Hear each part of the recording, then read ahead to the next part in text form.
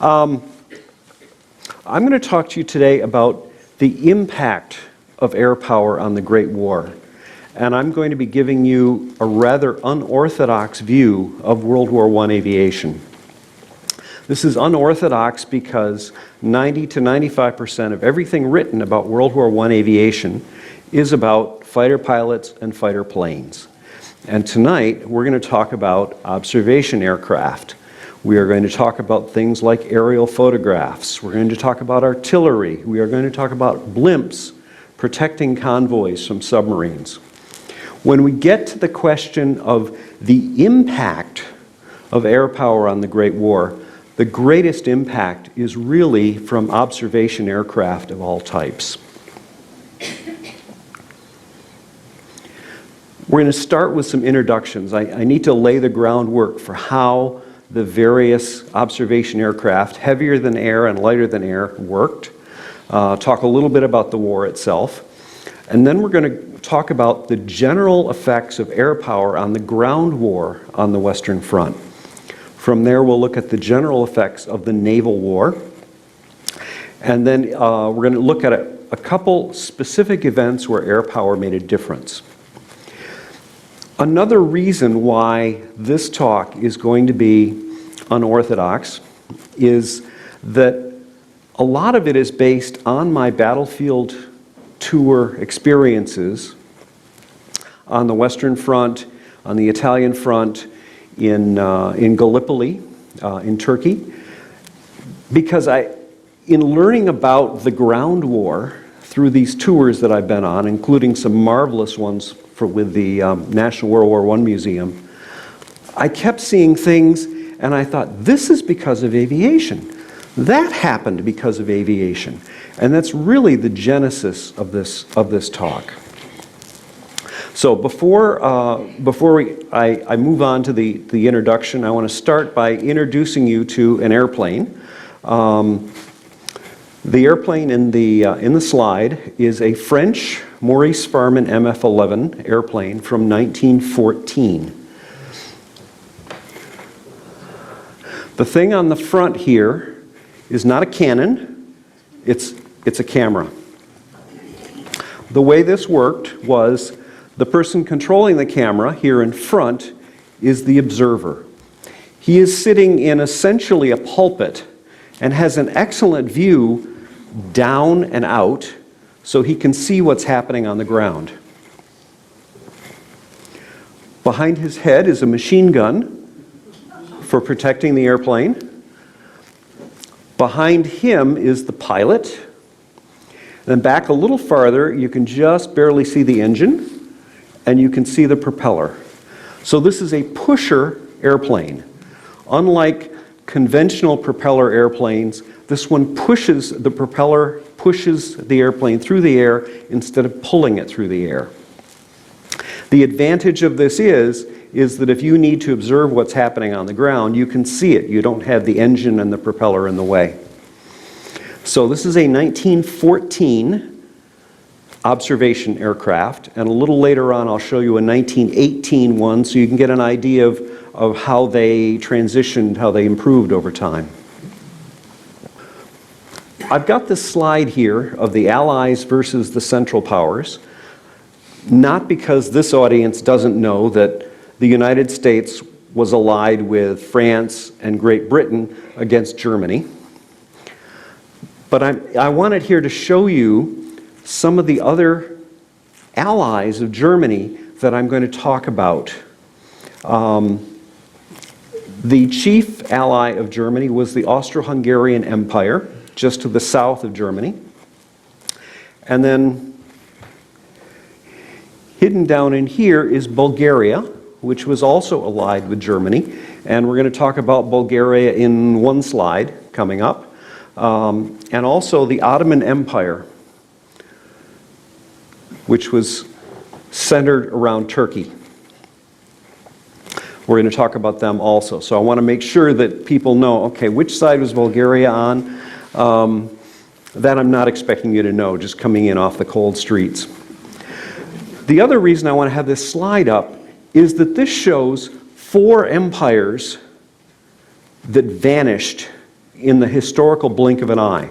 The Russian Empire, the German Empire, the Austro-Hungarian Empire, and the Ottoman Empire, by the end of the war, no longer existed.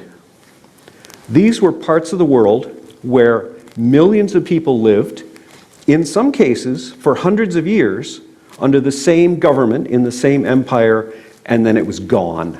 They were all there in 1914. By the end of the war and the peace process, all four empires were gone. That made World War I an incredibly potent watershed event and really brought us the rest of the 20th century, for better or worse. Okay, continuing on with our introduction, I need to define for you some lighter-than-air craft. And we're going to start with the lowest level of technology and move up. The lowest level of technology is the kite balloon. The kite balloon is a bag of hydrogen gas. And it is tethered to the earth, which is why it is called a kite balloon. It's tethered like a kite. And it was connected to a truck with a winch and steel cables. Below the kite balloon was an observer in a wicker basket. This one is a German, and he is pointing a very large camera at Allied lines. So the kite balloons would sit a few kilometers back from the front line trenches, and they would go up almost as high as a mile. And from there, they could observe what was going on in the enemy's territory. The next level up in terms of technology is the blimp. And these blimps that we're going to talk about are essentially the same thing as what we have now with the Goodyear blimp. The main difference is that these were all, all of these used hydrogen instead of helium. The blimps were used primarily in naval warfare, in an anti-submarine role. They had the bag of gas up here, and then down below is a nacelle that held the pilot and the engine and the propeller so they could fly around. The next level up from the blimp was the Zeppelin, an airship made by the Zeppelin Company. And these were, instead of being a bag of gas, they actually had a superstructure. You can see the ribs in it here. The superstructure was made of an aluminum alloy, and it contained large cells, large bags of hydrogen gas that allowed it to float up. They also had nacelles where the crew went and where there were engines. And these could travel hundreds of miles. They could be gone 24 hours or more at a time. They were used as strategic bombers. And importantly for our purposes, they were used in conjunction with the German Navy on the North Sea. So these are the lighter-than-air craft that we're going to talk about. Observation aircraft, whether we're talking about airplanes or kite balloons, had two main functions. One was aerial photography, which I'll talk about in a minute, and the other one was the adjustment of artillery fire. They used airplanes and kite balloons to find targets for their own artillery batteries, and then to correct the fire, to tell them, okay, you're 200 meters too far to the left, and you need to go 300 meters farther out, and you'll get closer to the target. So the way this worked, you've got here on the left a French artillery battery. Behind the French trenches, beyond the French trenches are no man's land and the German trenches.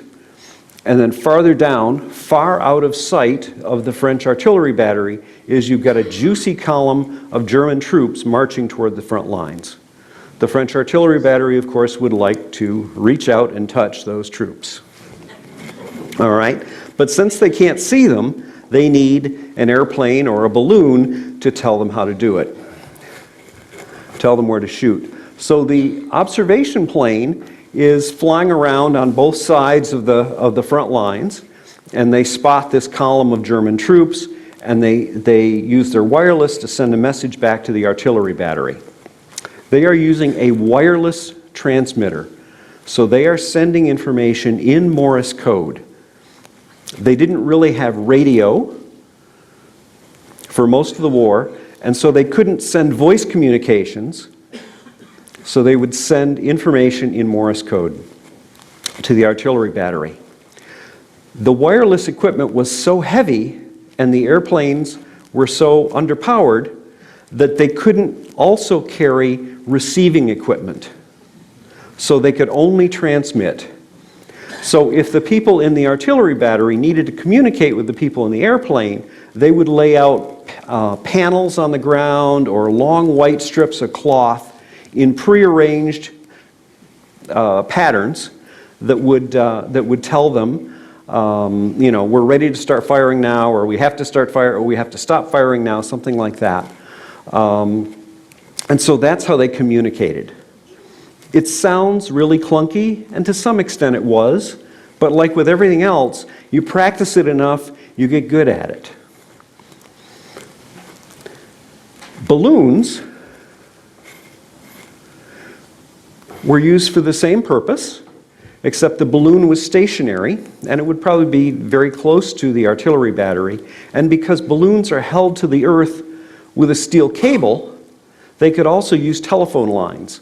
So the people in the balloons had the advantage of being able to speak back and forth with the people in the artillery battery. So they couldn't see as well because they weren't over the German lines themselves, but they could communicate better.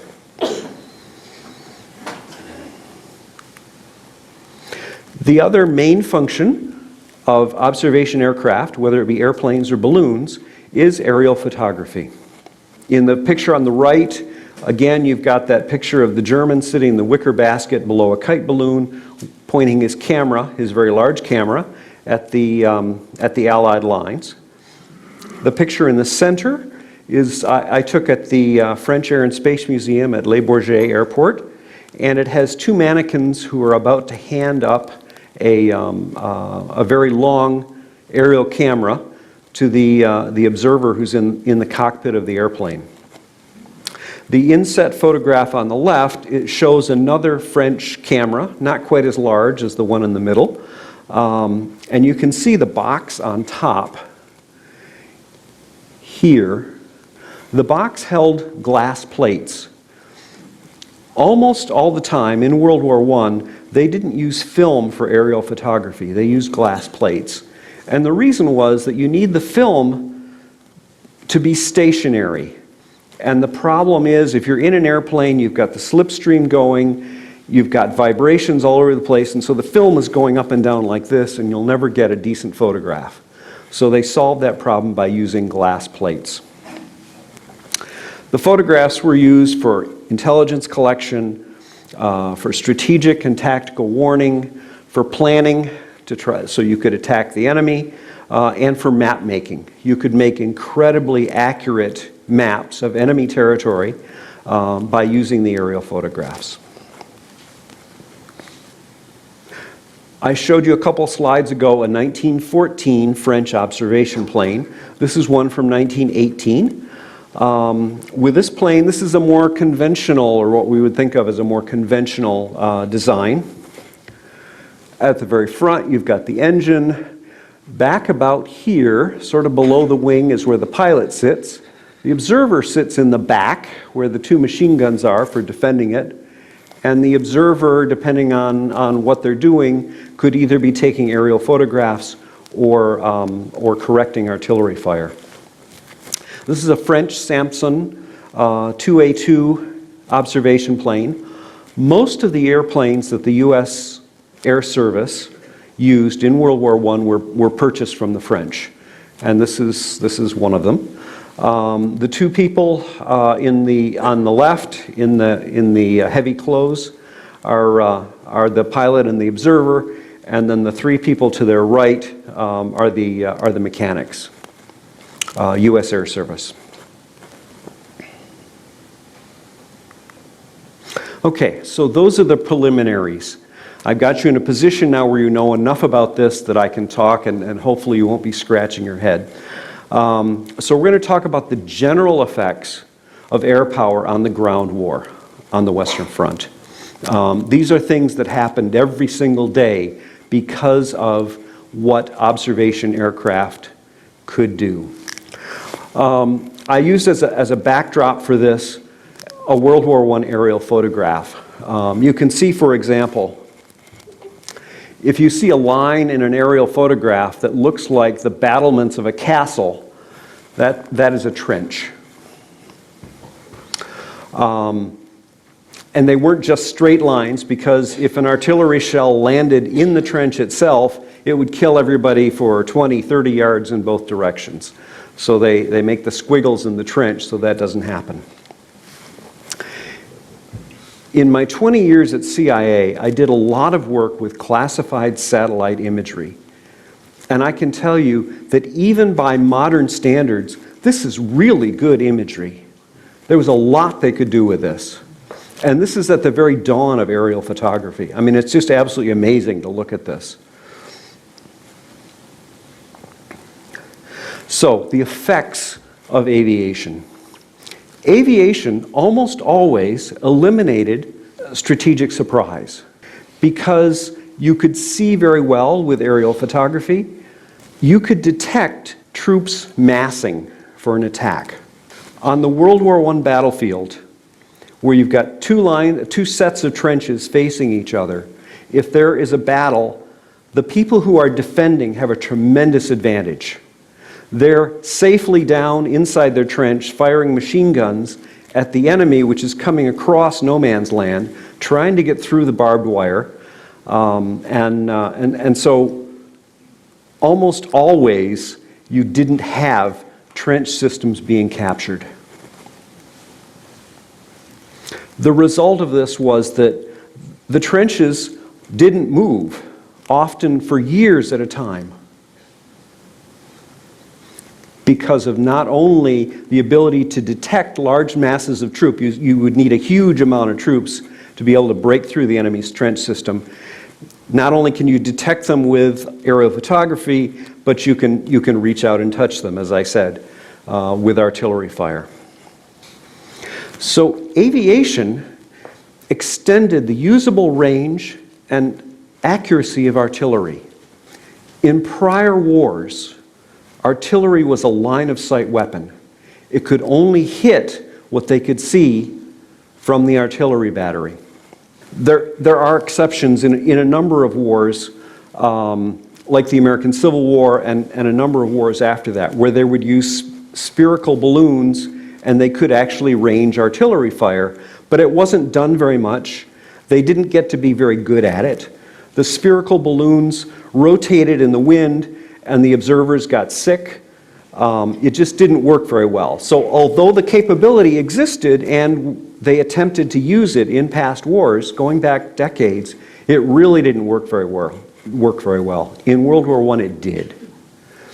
So you can reach out and you can go 30, 40 miles behind enemy lines and you can hit something with great accuracy.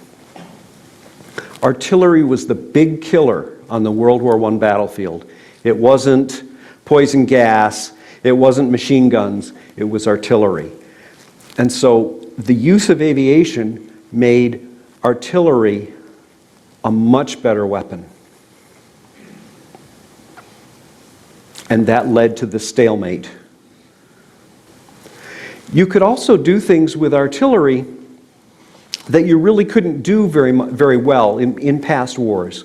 You could do counter battery fire. You could attack the enemy's artillery and wipe it out at greater range. I mean, certainly they were doing that in the Civil War by just, looking at the enemy's artillery and shooting at it. But you really didn't have much of a range. In World War I, you did. So I've taken two aerial photographs of a counter battery chute that was corrected by a kite balloon, a British kite balloon, on the 5th of May, 1917. So on this, on the top photograph, that's the before photograph, you can see a road running through the middle of the picture. You can see a line of trees over here, and you can see the shadows of the trees heading out to the right of this line. Down here, you've got a thick row of trees, and I've marked with 4 arrows where the German artillery pieces for this one battery were hidden. You can't see them. Down here, this is after the counter battery shoot. I mean, just all of these are shell holes. I mean, this is like carpet bombing, except it's incredibly dense. And they just absolutely wiped out this artillery battery in one day. The other thing that aviation did was, because you could use aerial photography and make incredibly accurate maps, if you had a target that you wanted to hit with artillery, and it wasn't a target that moved, and it was big enough, like say a crossroads, you didn't need to have an airplane helping you adjust your fire in real time. You could simply use your map and fairly accurately hit and blanket the crossroads. All right, so those are ways in which airplanes really made artillery fire much better, much more lethal, and contributed to stalemate. So because you had this ability to see things way behind enemy lines, and you had the ability to hit it with artillery, this drove armies underground. I told you, I got a lot of this stuff from going on battlefield tours. I was in the French city of Arras in 2005, and they took us into the chalk caves down below the city.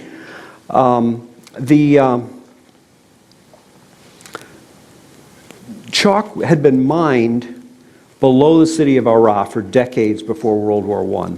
Once the war came, they expanded the tunnels specifically so they could billet troops down there.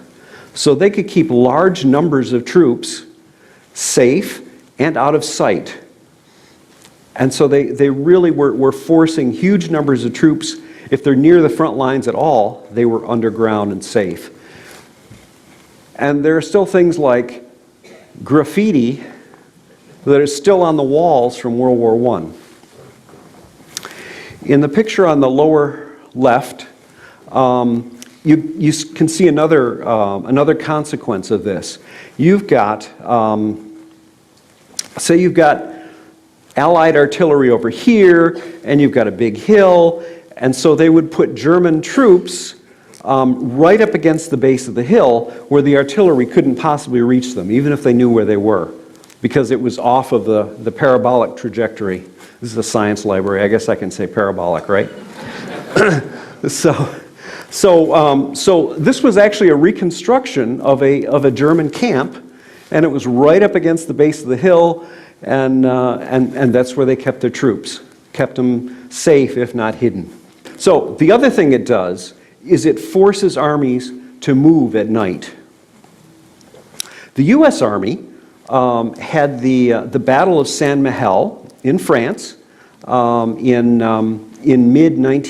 September 1918, and then very shortly after that, they had to move the entire army to another section of the front to start the Meuse-Argonne campaign. There was a colonel named George Marshall who was responsible for that, and all the movements had to be done at night. Think about the chaos of trying to move an entire army only at night. You can't show lights because there are still German aircraft overhead, even at night. And it just bogs everything down, makes it worse. Units get lost. Individuals lose their units. It's just a mess. It's a nightmare. Picture driving home tonight with no headlights and no street lights. You know, I mean, that's kind of what you would be facing. And so all of this made the ground armies less effective, which contributed to stalemate. It also led to the creation of camouflage. You didn't have a lot of camouflage in wars prior to World War I. But because in World War I, even 10 miles back from the front lines, your armies, your assets can be seen and attacked, you have to do something about it. So in the picture on the right, what you can see there is a rail spur that they would use for moving supplies and moving troops, and they had to completely cover it over with netting so it couldn't be seen from the air. Otherwise, the artillery would wipe it out. You also have opportunities for disinformation. You can see a tank there on the lower left, and that was for the enemy to see. That tank is a wooden tank. So these are the types of changes on the ground war that were caused by aviation. We're going to move on now to the naval war. And again, we're going to look at general effects, things that happened every single day of the war because of aviation. The picture here that we're seeing is the German high seas fleet in the North Sea, and it's being protected by a Zeppelin up above it. So I need to kind of introduce the naval war to you, so at least you get a picture of what they were doing. This marvelous oblique map shows the North Sea up here and the parts of Germany and the German fleet that are on the North Sea. This was being blockaded by the British Royal Navy. The British Royal Navy was very effective at this. By the end of the war, they had a lot of infant malnutrition in Germany simply because they couldn't get enough food. They couldn't get war materials in, they couldn't get raw materials in, they couldn't get food in. Okay, so you've got this blockade that is severely hurting the entire German war effort. So that's the first of 3 points. The second one is, at the same time, you had submarine blockade of the British Isles and of the approaches to France from the west. The area that's in red is where the German submarines were active. They were also very effective.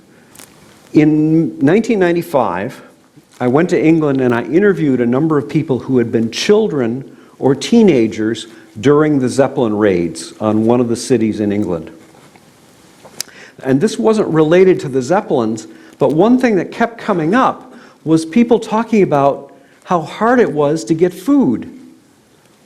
If your father was a common soldier, a private or something, in the British Army, there wasn't a lot of money, it was hard to get food, and it was hard because of the German submarine blockade. The Germans almost forced England out of the war because of their blockade. That's point 2. Point 3 was that there was only one major clash between the British and the German navies in the North Sea in 1916, and that was the Battle of Jutland. All right, so that sets the stage for the naval war in the North Sea and the Atlantic. So we're going to talk about aviation's effect on the war at sea, but first we have to ask the reasonable question, why do we care? Because the Allies won the war on the ground on the Western Front. So why are we so worried about the war at sea? And the reason is that the Germans could have won the war. The Allies could have lost the war because of the German blockade. Germany came very close to starving out England. And when we started shipping troops over, starting in 1917 and then it accelerated through 1918, we sent 2 million troops to Europe. We easily could have had lots of them killed by German submarines in their convoy ships. The German submarines did not have very good batteries, and so they were not able to spend a lot of time underwater. So they were frequently up on the surface charging their batteries. That helped. In Mid-1917, the British Royal Navy finally transitioned to sending convoys from North America. Before that, they had been reluctant to do that. And I'm going to be snide here. They did it because it wasn't manly to be following around merchant ships. They wanted to be out hunting and killing submarines, damn it. And they finally reluctantly decided, what we're doing isn't working. We're losing the submarine war. And so they switched to sending convoys from North America, from Canada, from the US, and then protecting those convoys with destroyers and other ships. They also started using blimps to accompany the convoys, and because the blimps have a great view, they can see the German submarines even when they're submerged, and the blimps could carry small bombs, and also could get messages to destroyers to say, okay, there's a submarine over here, you need to deal with that. They also had kite balloons that they flew from the decks of ships, which also had a great view of the sea around them. And so they could detect the submarines before the submarines got near them. The British historian, Patrick Abbott, concluded the British airships did not win the war by themselves, but without them, the war might never have been won. Okay, so we're talking about the Atlantic. Now we're going to talk about the North Sea. You've got the two large surface navies, the British and the German surface navies. Both navies were risk averse because they knew that they could have a catastrophic sea battle like Trafalgar and lose their entire navy in one day. Both sides were aware of this, and both sides didn't want that to happen, naturally. So, given the risk-averse perspective that they had, we throw Zeppelins into the mix. German Zeppelins would go out in front of the German Navy when they left their ports and went into the North Sea, and so they could go faster than ships, they could see better than ships, they could move out in front of them. They used them as a screen to protect them so that the German Navy would not be surprised by the British Navy. They did not want to go out, the ships did not want to go out into the North Sea unprotected. And so that meant, because they were relying on the Zeppelins, they were only going out in good weather, which greatly restricted the amount of time they would even leave their ports. The British, on the other hand, reacted to the Zeppelins by justifiably being concerned because the Germans had a weapon that allowed them to see the British fleet at great distance with no danger to the German fleet. They were also concerned that the Zeppelins could adjust the naval gunfire and make the German Navy's gunfire much more accurate than the British Navy's gunfire. It turned out that this was a non-existent capability. The Germans had never practiced it, despite the fact that they were adjusting artillery fire on the Western Front every single day. They weren't using it with their Navy. So what you've got is you've got two risk-averse navies. The German Navy stayed in its ports most of the time. They had that one sea battle, the Battle of Jutland that I mentioned. And so what you've got is you've got aircraft, again, preventing strategic surprise. And without the strategic surprise, you did not have a Trafalgar-like battle in the North Sea that could have profoundly and quickly changed the course of the war.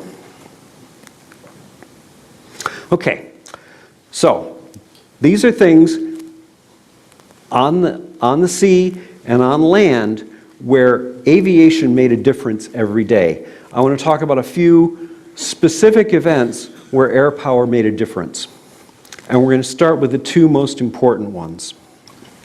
In the alliances that were set up between the countries before World War I, you had a mutual defense treaty between France and the Russian Empire. The object being that if Germany attacked either one, then the other one would join in the war. That would put Germany into a two-front war, which they were not happy about. It's not a good prescription for winning a war if you've got to split your forces and fight it on two fronts. So the Germans developed plans that they could use that would allow them to deal with this problem of having to simultaneously fight France and Russia.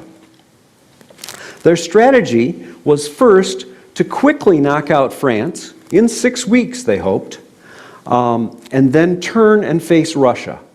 Russia was economically backward, and so they thought it would take quite a while for the Russians to be able to assemble an army and move it towards Germany.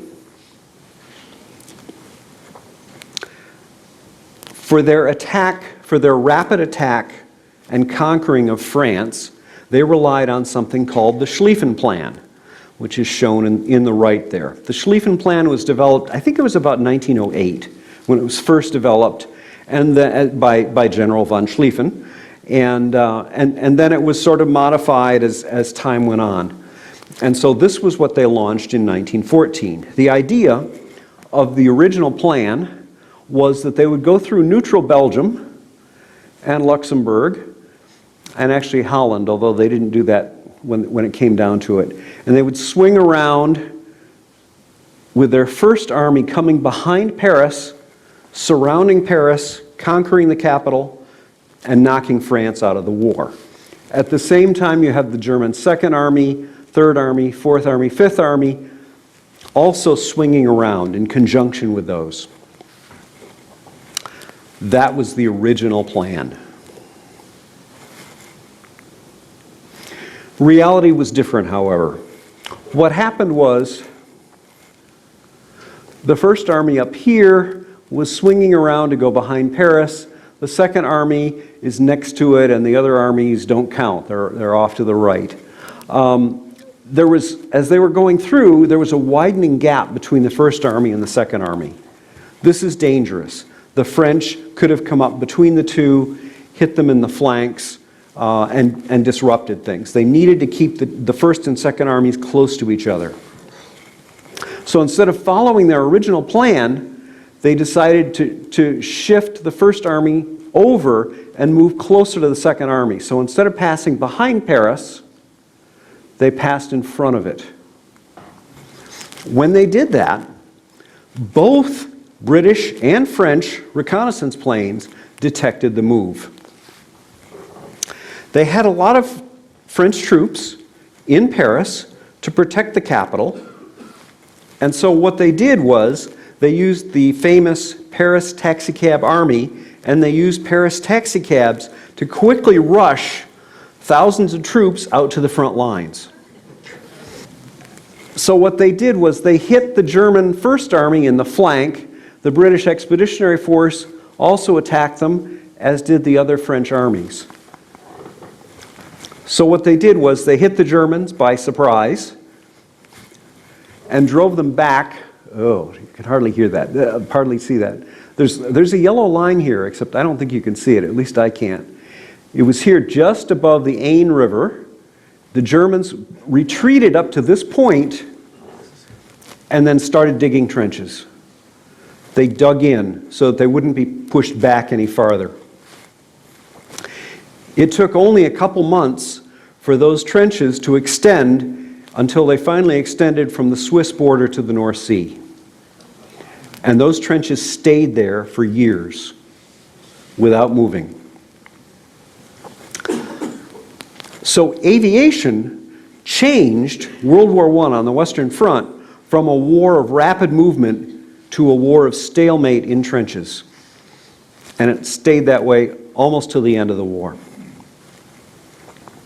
Okay, so their plan was knock France out of the war in 6 weeks and then turn on Russia. Russia didn't go as they planned either. Somehow the Russians got their act together much faster than the Germans expected. So you have two Russian armies the First Army in blue and the Second Army in red that are entering German East Prussia. The German Empire is an empire of distinct kingdoms, Prussia, Bavaria, Württemberg, and so on. And the glue that holds everything together is Prussia. They're really the controller of the German Empire. The Kaiser was Prussian. So to have Russian troops on the soil, not only of Germany, but of Prussia, was a huge catastrophe for them. It was a very serious crisis. Their very first general, who was supposed to deal with this, said, we're just going to have to retreat and regroup and come back later. And, that was just absolutely unpalatable. So they brought in two other generals that you may have heard of, named Hindenburg and Ludendorff, who came up with a different plan. Hindenburg and Ludendorff put a small number of troops here in front of the Russian First Army to slow them up. And then they moved the rest of their troops by the German rail system down to Tannenberg to confront the Russian Second Army. The Russian Second Army had been having a great time. There was practically no opposition. They're sweeping into East Prussia, burning everything in sight. And then all of a sudden they run into a buzzsaw, just completely surprised at huge masses of German troops. The reason the Germans could do this was because German planes were telling them exactly where the Russian troops were for both armies, and at the same time they were also getting radio intercepts of the Russian communications, and they were able to tell, all this information came together. It all agreed with each other. That's an important thing in intelligence analysis, is that if your sources are all saying the same thing, that's much better than getting confusion. So they took on the Second Army, wiped it out, just absolutely destroyed it. It was such a bad debacle that the general in charge of the Second Army, a general named Samsonov, walked into the forest and blew his brains out. It was that bad of a defeat. After that, the Germans got back on the trains, went back and took on the Russian First Army. Concentrating their forces, they pushed the Russian First Army out of East Prussia, and they continued moving into Russia for the rest of the war until they finally signed an armistice with Lenin in 1917. So again, aviation plays a critical role in completely changing the complexion of the war in the East. Okay, a couple more examples just quickly, and then we can move to questions. In September 1918, the British were in Palestine. They'd come there from Egypt, which Britain controlled, came across the Sinai, took over Jerusalem at Christmas time, 1917, and then by September 1918, they're starting to push the Ottoman Turks, the Turkish army, out of Palestine. They're pushing it north, and they're retreating, hoping to get to Damascus, where they could perhaps make a stand. There were two Turkish armies, the 7th and 8th, that were retreating out of Palestine. They got caught in this narrow pass, and they were detected by 3 squadrons of the Royal Air Force. These were not squadrons of advanced fighters. They were not heavy bombers. These were simply regular, multi-purpose, 2-seater planes that had machine guns and light bombs. Despite that, they just absolutely devastated the Turkish armies and destroyed most of both the 7th and the 8th armies in one day by catching them in a pass. At about the same time, late September 1918, the Royal Air Force did the same thing to the Bulgarian army. The Bulgarian army was in Macedonia, and they were finally retreating out of there, headed back home towards Bulgaria, and again, they got caught in passes by 2 or 3 squadrons of British planes, and it just wiped them out. There are a number of other examples of specific cases where air power made a difference, and for the sake of brevity and having time for questions, I'm really only giving you 4 of them, all right? So, the effects of aviation. Aviation had a substantial impact in little known ways, but it didn't win or lose the war for any country. It promoted stalemate and the elimination of strategic surprise, by the elimination of strategic surprise. It made artillery more lethal, and it dictated how armies and navies fought, drove the armies underground, forced them to move at night, things like that.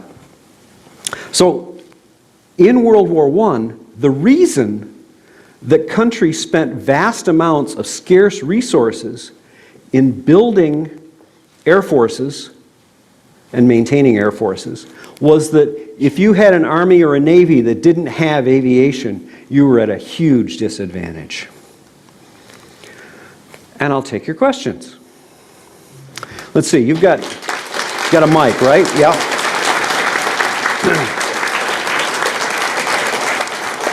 Eric is going to come around. Yeah, I'll come by with the microphone. Just raise your hand. We're videotaping and live streaming, so we want to get the audio of your question on video. So just hold the mic close to your mouth, please.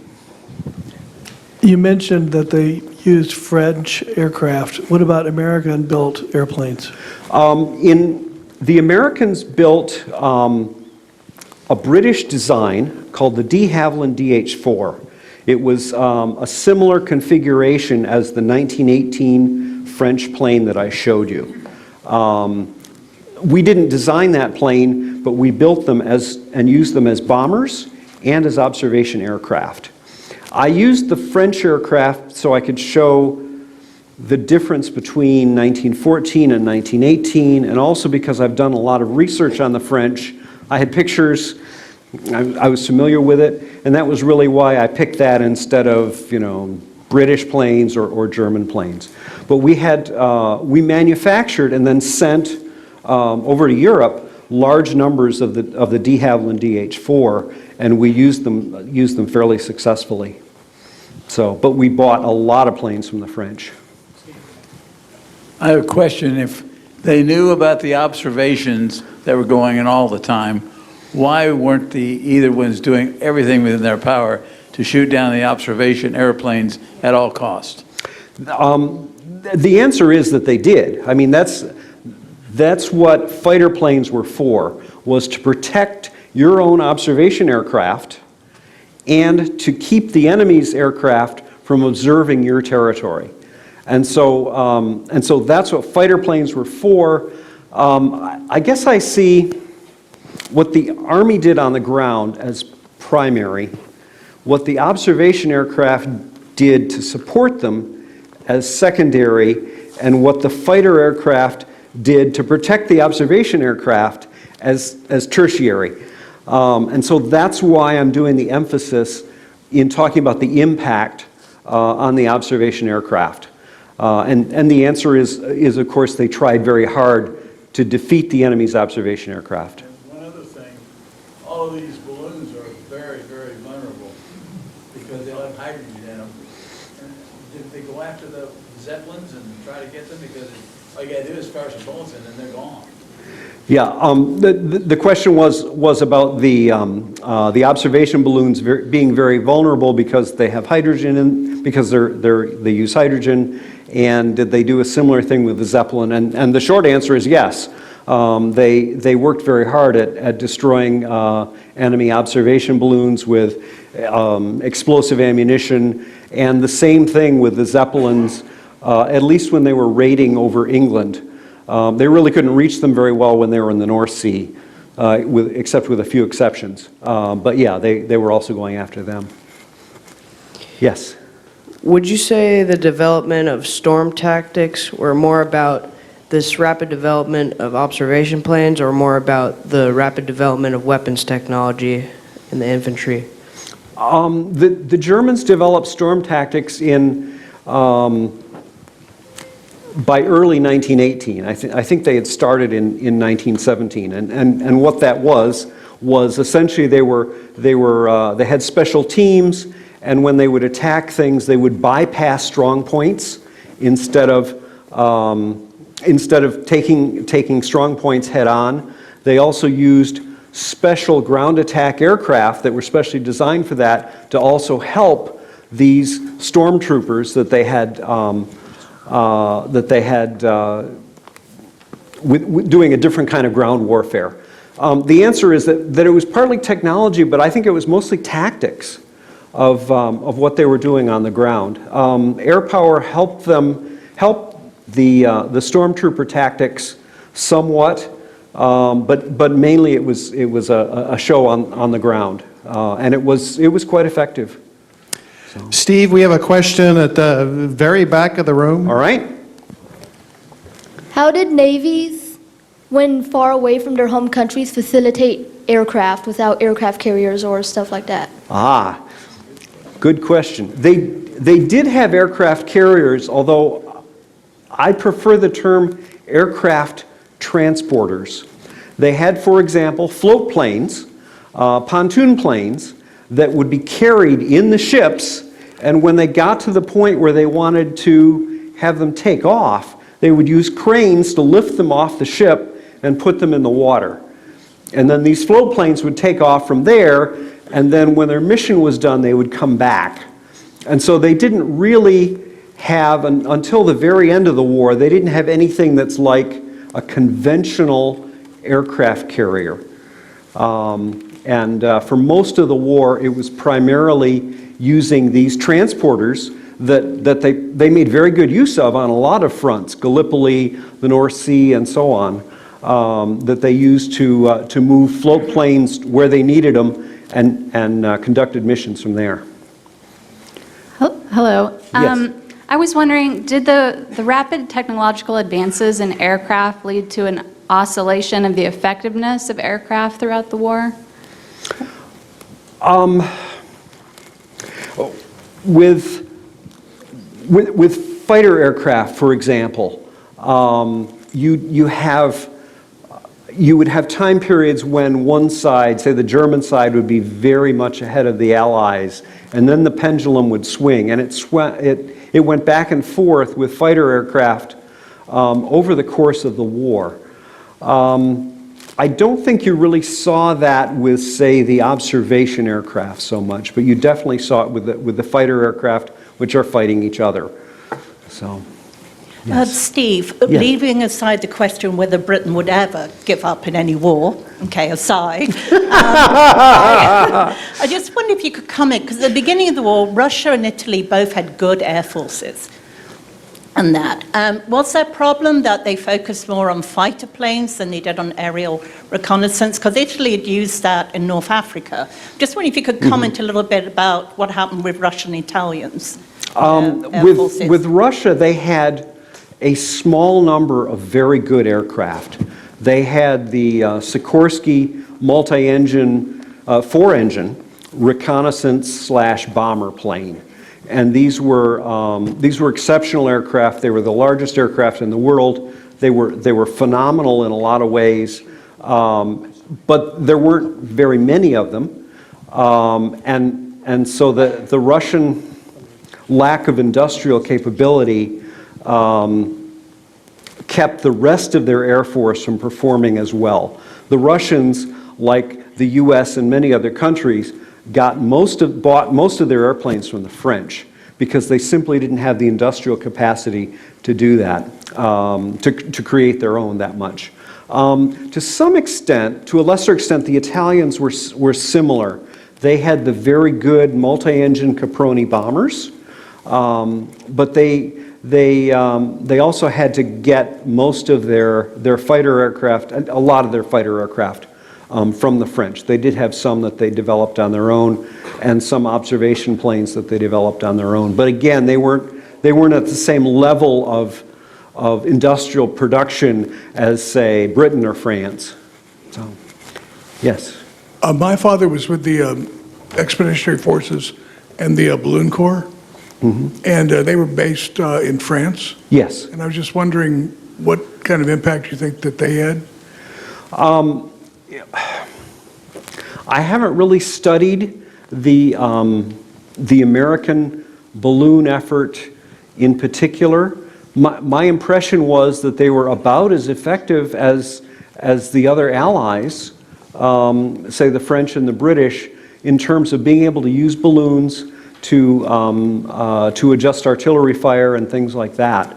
I've never heard anything that from some American source that said, "Oh, I wish we had the French doing this for us." I think that they were as effective. Most of their training was done at Fort Omaha, and they created a balloon school there, and so the balloons were American made, and they got assistance from the Allies in learning how to use them in a modern war, and my impression was that they did just fine. So. You pointed out very effectively the stalemate that you had on the ground and likewise on the seas. What particular confrontation or event or battle brought the war to an end? What really brought the war to an end was the rapid buildup of American troops. Because over about a year's worth of time, we put 2 million troops in France. And what that meant was that the Germans couldn't replace their own losses in battle, but the Allies could, because they had this huge influx of 2 million American troops.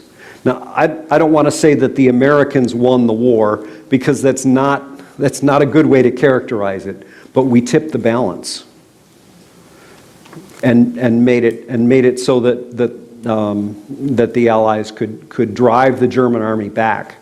And the German army was not in any kind of disastrous retreat or rout. I mean, they were very disciplined, and they were fairly effective even in retreating. They were not beaten that badly.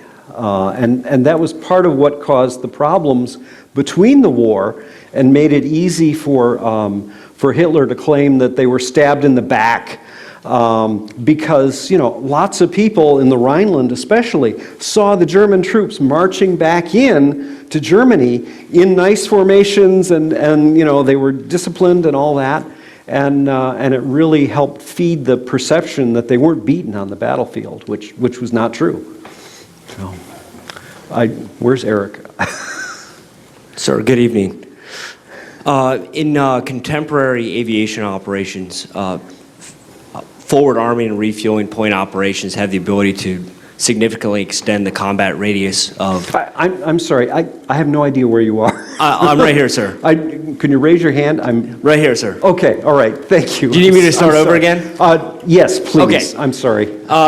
So in contemporary aviation operations, forward arming and refueling point operations have the ability to significantly extend combat radius and time on station with aircraft supporting units. I'm curious whether any type of forward arming and refueling point operations occurred during World War I specifically to extend the combat radius of the fixed-wing platforms. The only thing that they did that would even qualify for what you're asking about would be that they would sometimes have forward fields where they could land and gas up, and that would get them closer to the front lines, especially as the front lines in late 1918 were moving more or less rapidly towards Germany. And so they would establish these, they would function as emergency airfields for damaged airplanes coming back. They could be used for refueling before you take off again and get close to the front lines. But that's really the only thing that they were doing that was that would qualify. So there certainly wasn't any aerial refueling. So although people in the 20s were experimenting with one person with a with a backpack with gasoline, being not dropped, but sort of lowered to another airplane, like wing walkers. I mean, that was where this stuff started, which is I'm glad it's not my job. Steve, we have a question about midway back here, and Yes. due to the time, let's do two more questions. We got one back here. I know you've had your hand up for a while. Thank you. World War II obviously was a theater of strategic bombing. Was there any movement from simple observation of artillery to strategic bombing during World War I? That's my area of research. Yes, there was a fair amount of strategic bombing tried during World War I. The Germans started it early on with bombing England from Zeppelins. The French did some strategic bombing in 1915 by attacking poison gas factories and iron and steel plants and petroleum refineries in 1915 with bombing. And so there was some strategic bombing. There was a lot more tactical bombing than strategic bombing, but it definitely got a start. So. Hi, I was interested in your last two examples there where the aircraft were used to attack ground forces. I was wondering where had the RAF, for example, learned the tactics that they used against the Turks and Bulgarians? Had they done that at all on the Western Front in terms of aircraft actually attacking ground forces?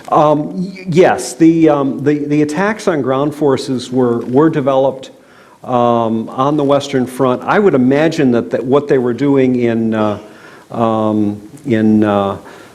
Macedonia and in Palestine was probably developed by themselves. But there was also a ground attack function. The British had, I referred to it earlier actually with the question on stormtroop tactics. The Germans developed airplanes specifically for that purpose, developed tactics and weapons for that purpose. The Allies were a little slower. They took their conventional fighter planes and they used the ones that weren't very good at high altitude, and they used them for ground attack. And that was simply strafing and dropping small bombs, 20-pound bombs, things like that, on enemy troops. So, but the stuff that was going on in the last two slides, I mean, they were shooting fish in a barrel, and it didn't take a lot of development of tactics, but yeah. All right, Steve, thank you for a wonderful lecture. Thanks. And I will be here, and I will stick around if there's other questions. And you heard that, so if you have questions, Yeah. just come on up. And thank you again to the National World War I Museum and Memorial. And thank you for attending tonight's program. Go to lindahall.org to check out future events. Thank you and good night.